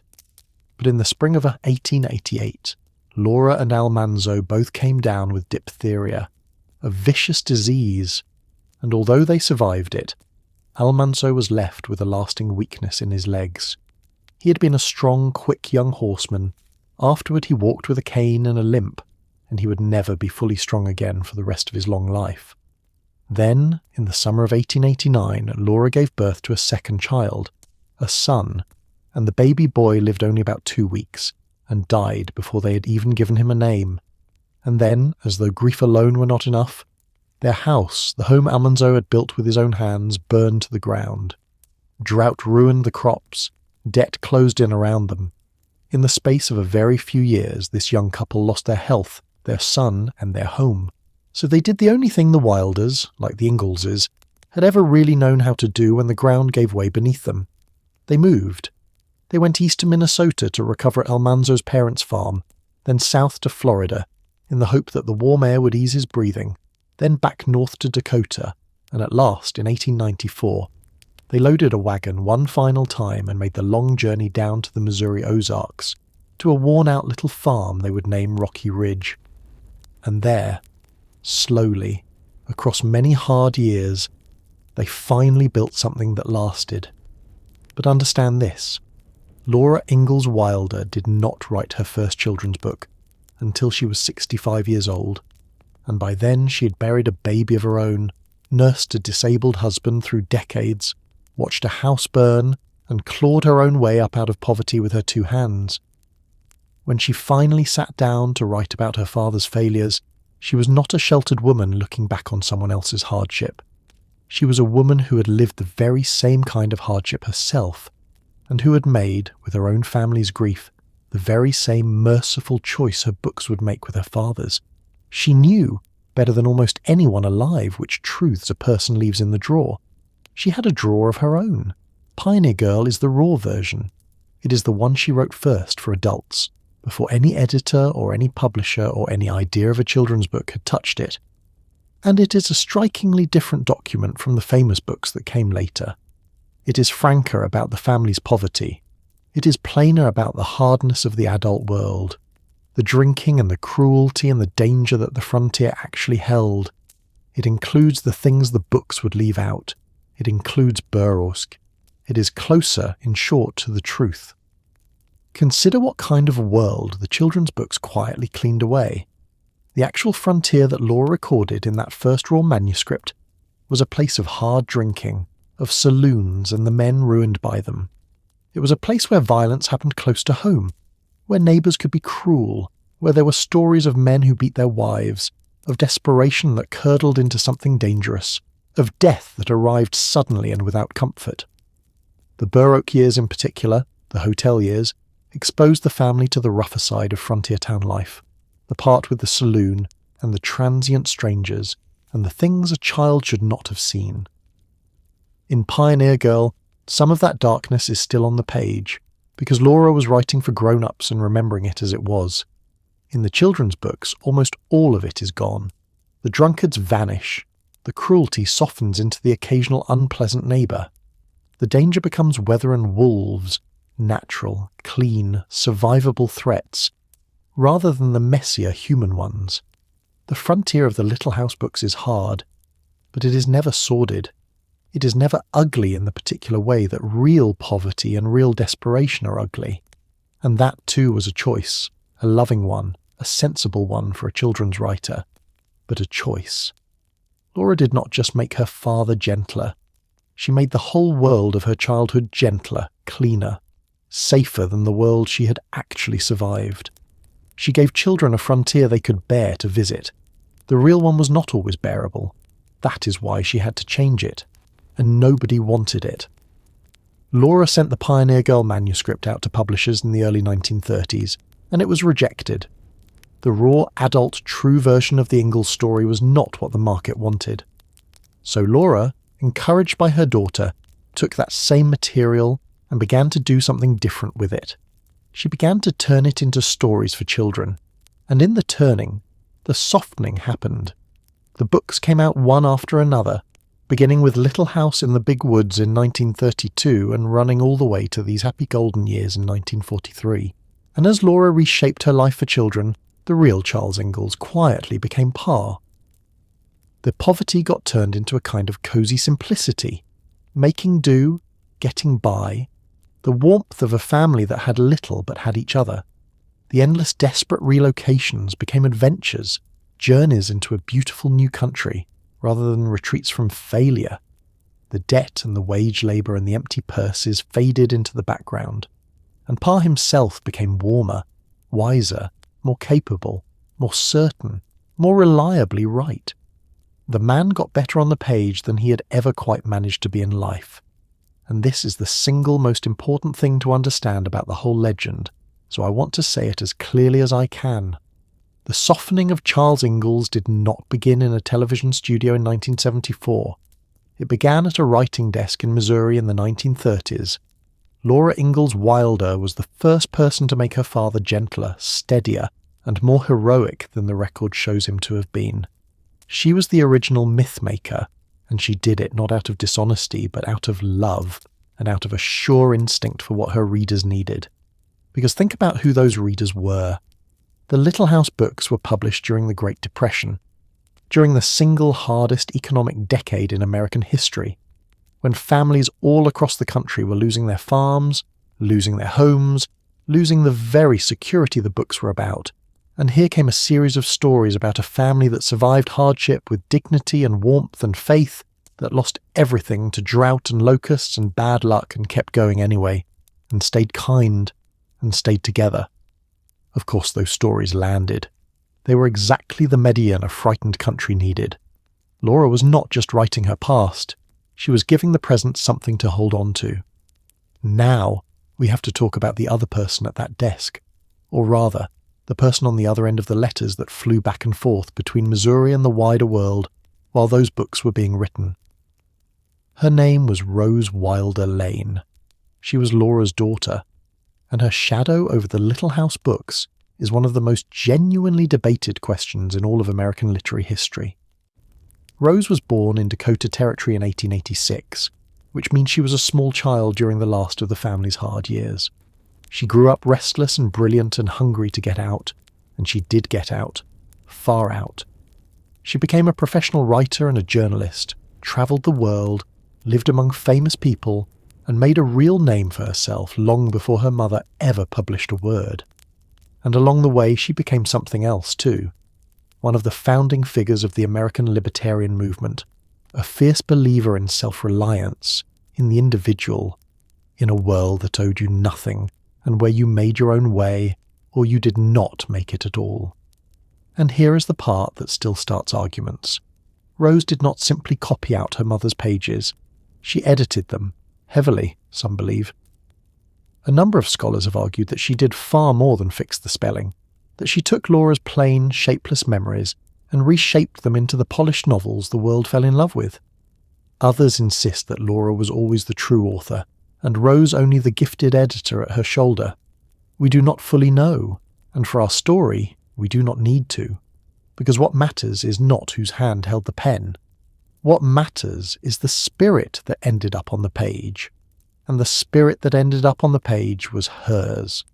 That same belief in total self-reliance, that a good person owes nothing to anyone and needs nothing from anyone, least of all the government, is stitched right through the books.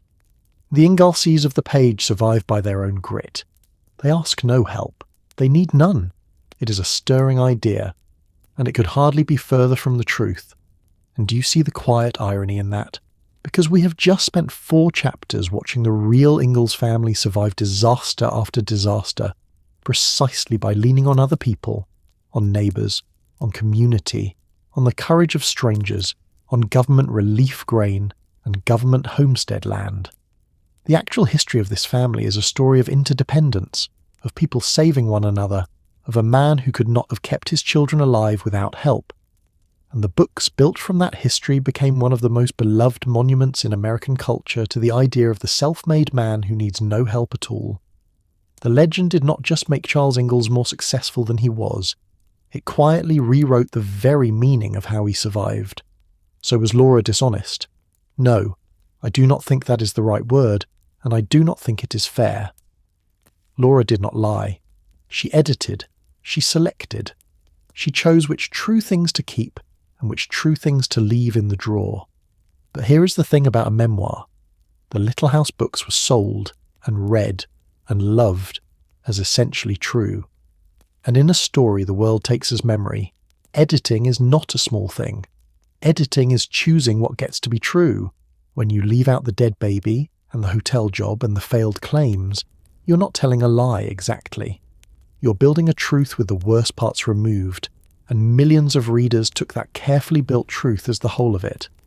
Those books became one of the most successful series in the history of American publishing. They have sold tens of millions of copies. They have been translated into dozens of languages. They have been read aloud to generations of children at bedtime all over the world. By any measure, Laura Ingalls Wilder succeeded beyond anything her restless, struggling father ever managed. And she did it, in part, by giving that father a second life, kinder and surer than his first one had been. They were honoured too. Several were named Newbery Honour Books, among the highest distinctions in American children's literature. The nation's librarians created an award in Laura's own name and gave the very first one to her.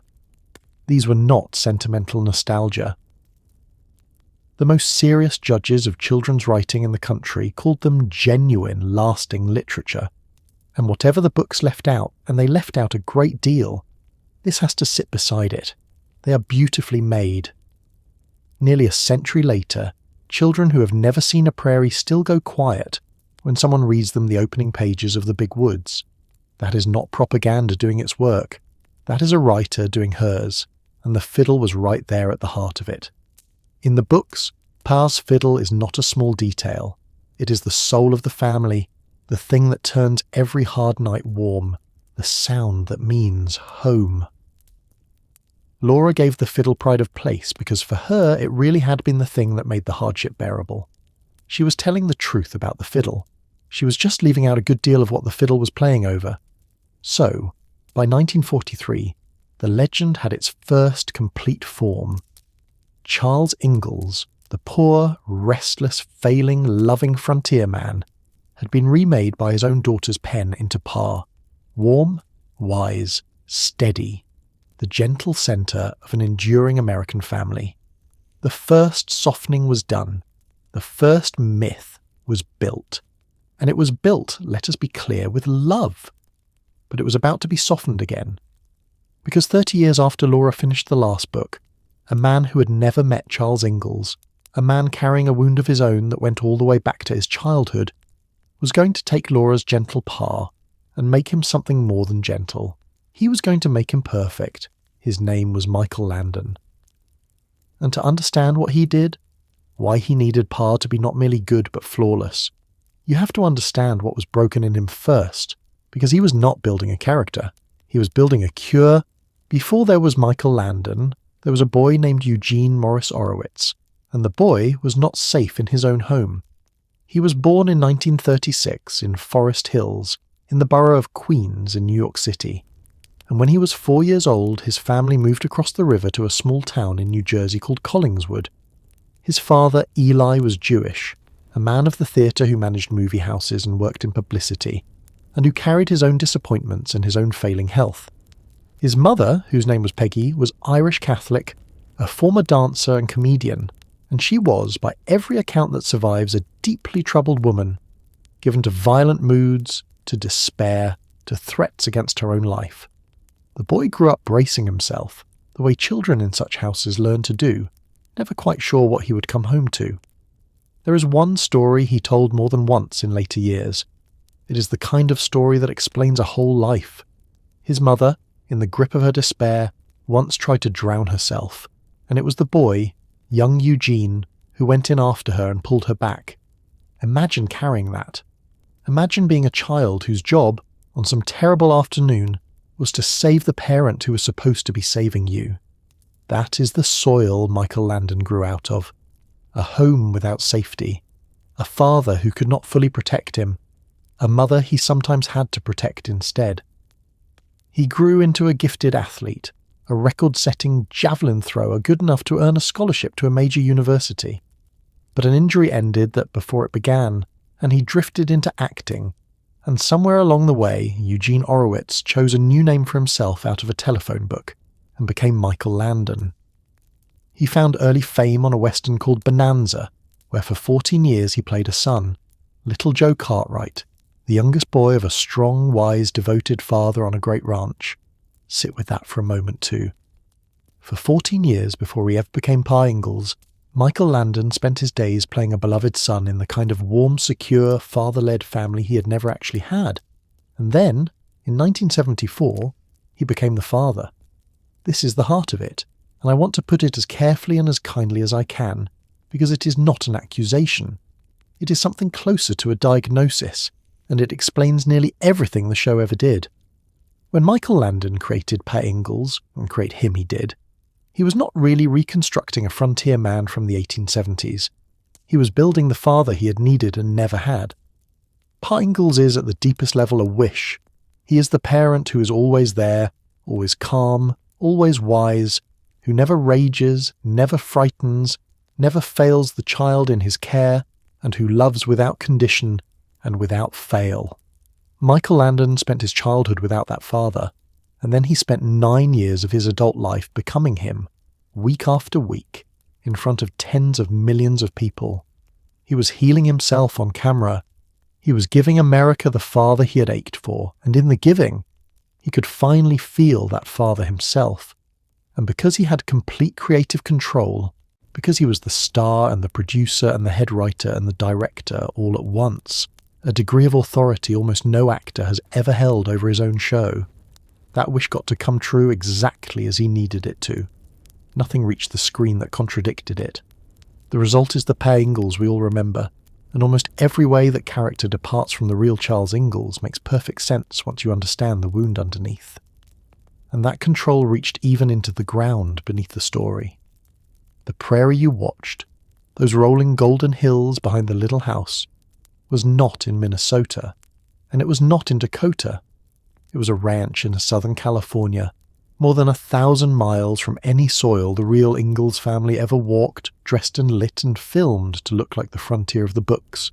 The whole world of the show was built beautifully by people who had never stood on the real land, to tell a story the real land would never have supported. Consider what the show changed. On the show, Pa never fails, not really, not for good. Every crisis resolves, usually within the hour, and his judgment is always sound in the end. The real Charles Ingalls failed again and again, and his failures did not resolve. They accumulated year after year, claim after claim. But a child who needs a perfect father cannot have one who fails, so the failures went away. On the show, Pa's the family's reliable provider, financially steady, always able to keep a roof overhead and food on the table. The real Charles was chronically short of money, repeatedly in debt, dependent on relief, and on the labour of his wife and later his daughters. But a child who needs a perfect father cannot have one who cannot provide. So the poverty went away. On the show, the family stays. They put down roots in Walnut Grove, and they remain there, season after season, a settled and permanent home. The real family moved relentlessly, chasing one disappearing dream after another. But a child who needs a perfect father needs above all stability, needs a home that does not vanish.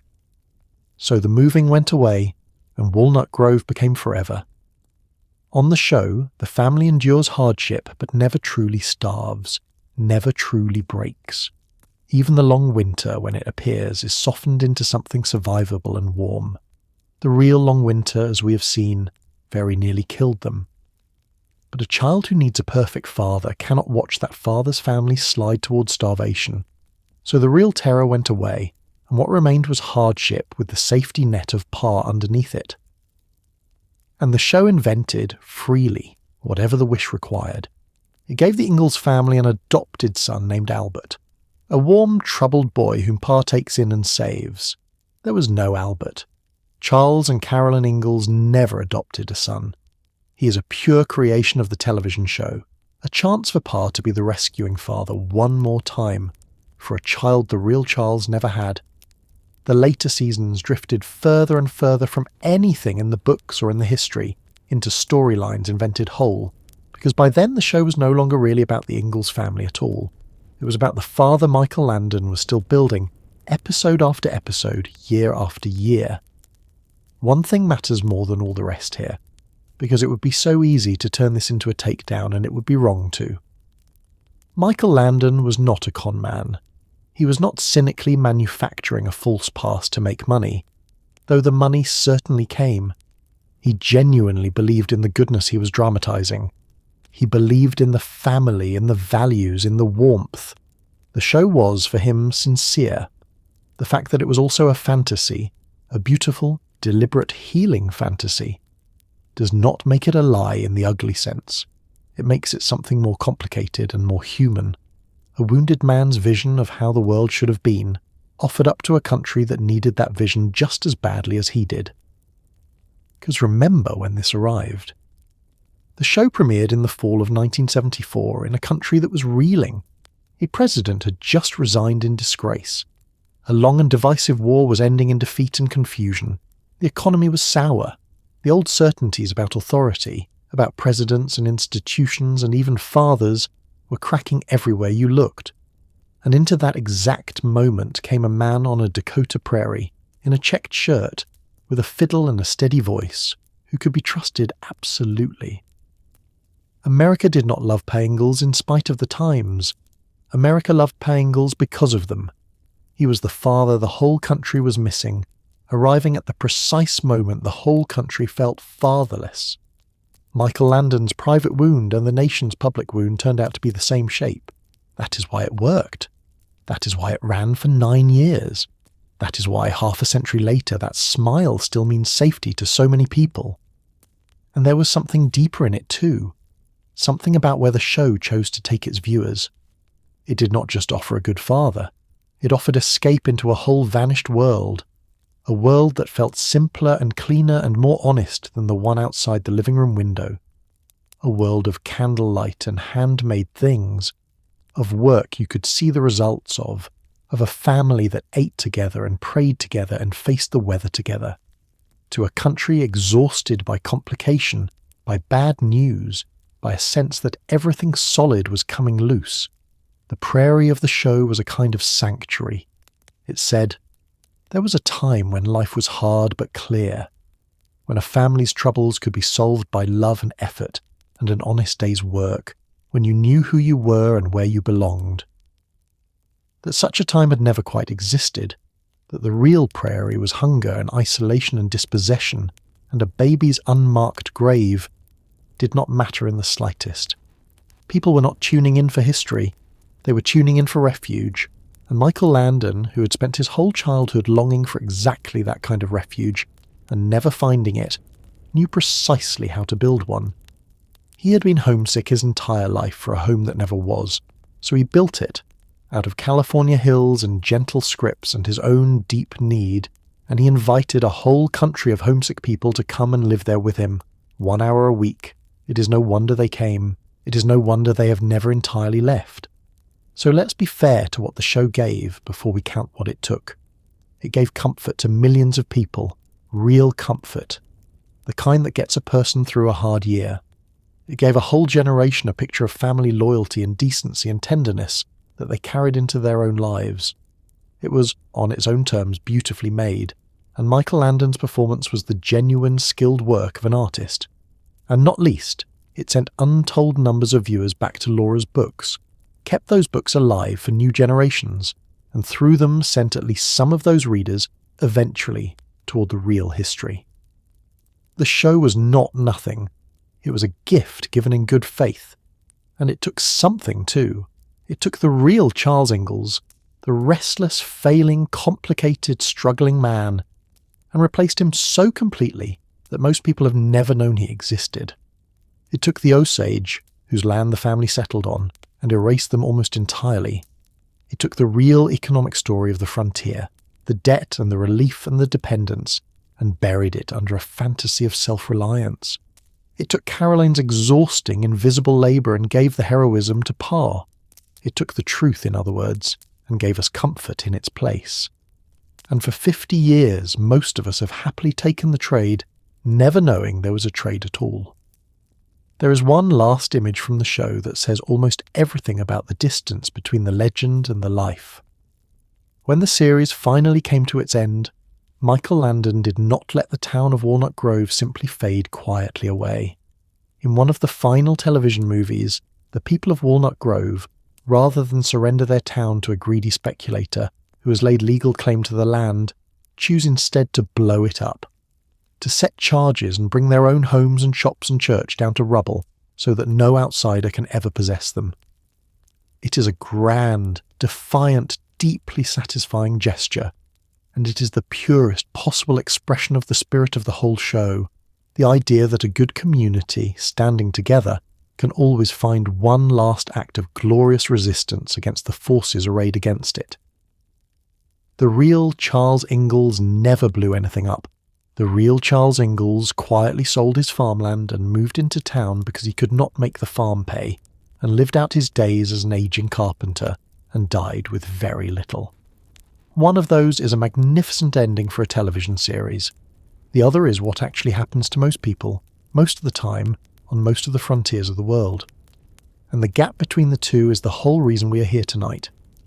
Michael Landon went on, after Little House ended, to make another series about another impossibly good man, this time fittingly an actual angel walking the earth doing good. He never really stopped playing the figure of the perfect loving guardian.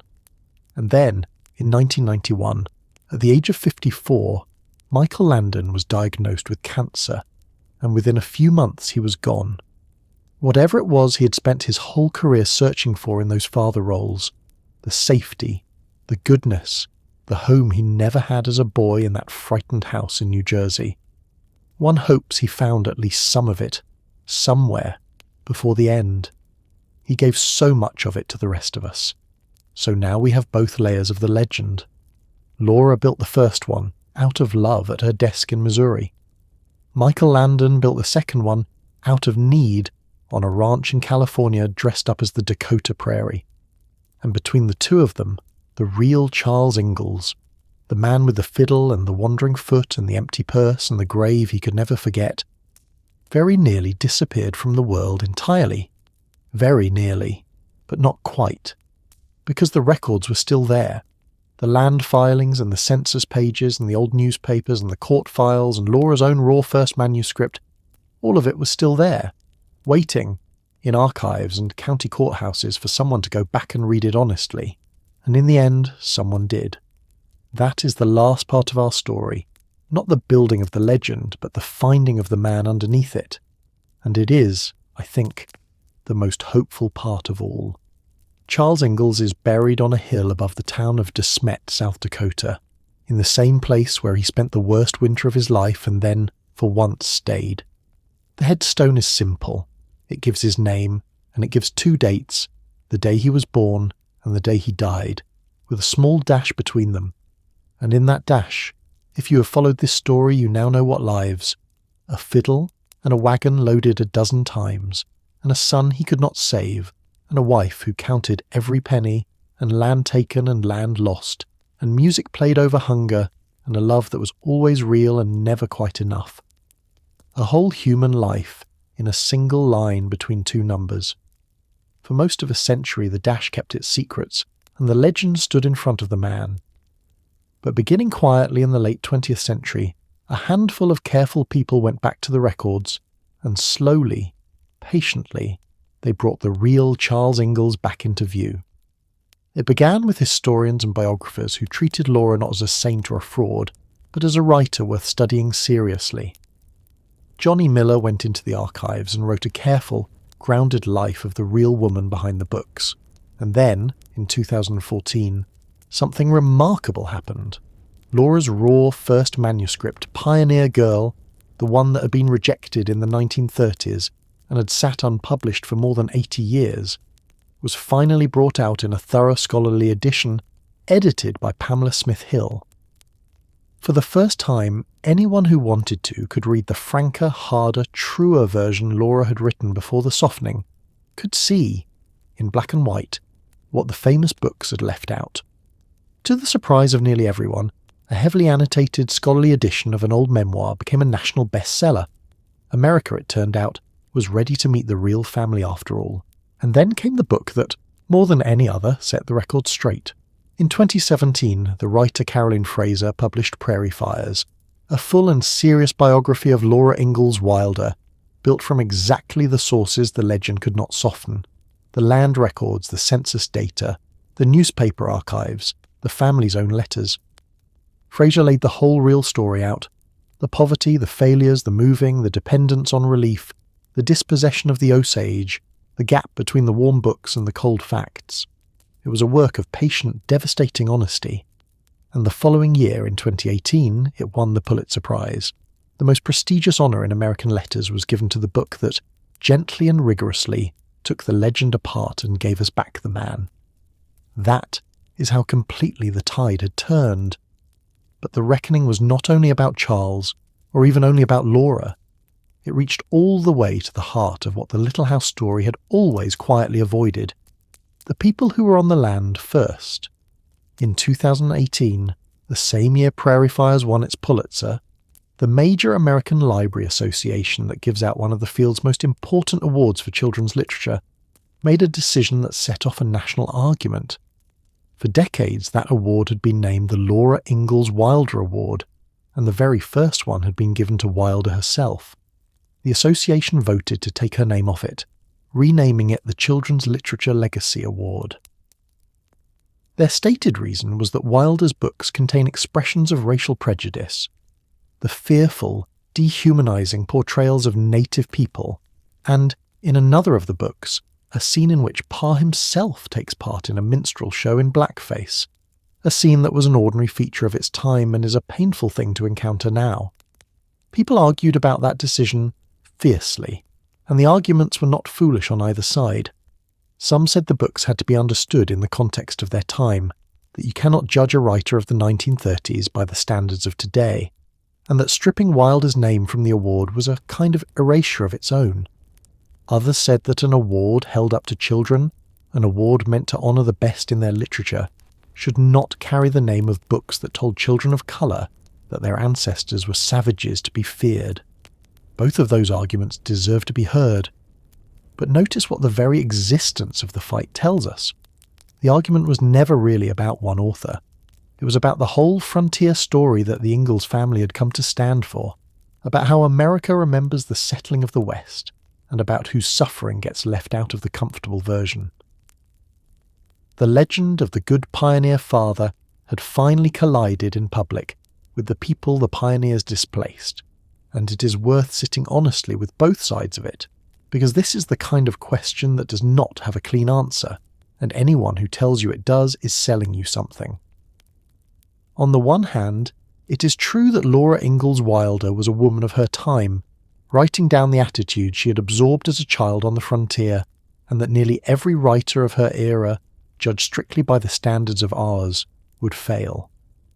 It is true that the books contain great tenderness and great beauty alongside their blind spots, and that millions of people of every background have loved them without absorbing any cruelty at all. And it is true that taking a beloved name off an award can feel less like progress than like punishment, a way of pretending we are better than the people who came before us. On the other hand, it is also true that the books were not merely passive about native people, that they carried, in places, real contempt and real fear, presented to children as simple fact, and that a child of Osage or Dakota descent reading those pages encounters their own ancestors as monsters. It is true that an award is not a library.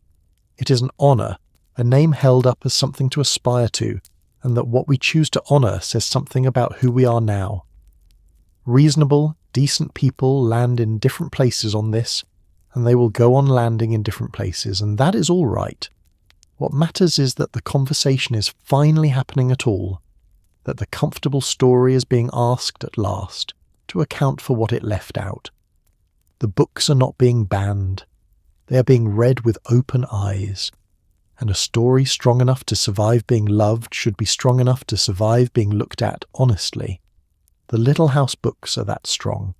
So, it turns out, was the real family underneath them. And what happened to those people, to the Osage, whose land the Ingalls cabin stood on, is the part of this story that the comfortable version can least afford for you to know. Because the Osage were removed from Kansas as the treaty required and sent south to Indian Territory, to what is now Oklahoma, and there, a few decades later, beneath the very ground they had been pushed onto, oil was discovered. For a brief and astonishing time, the Osage became some of the wealthiest people per person in the entire world.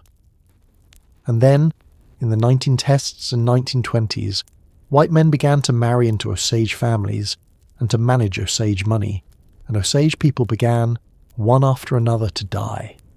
Poisoned, shot, killed in ways made to look like accidents, as their oil wealth was systematically stolen. It became one of the most chilling crimes in American history, an entire campaign of murder for money, told in our own time in the book Killers of the Flower Moon. So stay with the shape of it for a moment, because this is the whole hidden cost of the comfortable story, drawn in a single line. The same plain wanting that had pushed families like the Ingallses onto Osage land in Kansas, the simple hunger for what the Osage had, did not die when the Osage were forced to leave. It followed them south to Oklahoma. And a generation later it came back wearing a friendly face, married into their families, sat at their tables and killed them, one by one, for the oil beneath their feet. The little men who once stepped into a frightened girl's cabin, asking only for a meal, on their way out of their own homeland, were standing at the near end of a road that led, inside a single lifetime to slow and deliberate murder. The little house on the prairie sat at the very start of that road. The legend simply chose never to follow where it led. And what became of the daughters, the real women at the centre of this story, the ones the legend turned into supporting characters in their father's myth? Their lives were quieter than the show and harder, and in their own way more moving. Mary, the eldest, who lost her sight at 14, never married. She came home from the college for the blind and lived out her years with her mother and then her sisters, contributing what she could by making nets to keep flies off horses, working with her hands in the dark. She died in 1928 at 63 and was buried on the hill at De Smet. Carrie, the baby who had been born on the Kansas prairie, grew up to work in newspaper offices, setting type and learning the printing trade before she married a widower out in the Black Hills and became a stepmother to his 2 children. She had none of her own. She died in 1946. Grace, the youngest, born in the Burr Oak years, became a teacher, married a farmer, and lived a modest country life on the Dakota Plains. She too had no children, and she died in 1941. And there is a quiet, sad thread that ties their endings together. Diabetes ran in that family, and it took Grace and Carrie and Laura herself one after another. They were not any of them the glowing, fortunate family of the television show. They were ordinary American women who worked and married or did not and cared for one another and died of the ordinary diseases of their time and were buried, most of them, on the same hilltop as their father. And Laura outlived them all. The watchful second daughter, the one who had been her blind sister's eyes, the one who had taught school at 15 and buried her own infant son and clawed her way up out of poverty on a worn-out Ozark farm. Laura lived to be 90 years old. She lived long enough to see her books become beloved across the whole world. She lived long enough to become, in the eyes of millions, the very voice of the American frontier. She died in 1957 in Missouri, more than half a century after the restless father she had immortalized was laid to rest in Dakota. She had taken his failures and made them gentle, taken his poverty and made it warm, taken the whole hard, moving, hungry truth of their lives and turned it into something children would beg to hear again at bedtime. She was the keeper of all of them, Charles and Carolyn, Mary and Carrie and Grace, and the little brother who died before he had a name. When Laura finally closed her eyes, the last person who remembered the real Ingalls family from the inside was gone. What remained was the legend, and waiting quietly in the archives, the truth. And consider this before we close. The legend did not fade when Laura died, or when the show went off the air. If anything, it grew. To this day, people make pilgrimages, real ones, to the places in this story.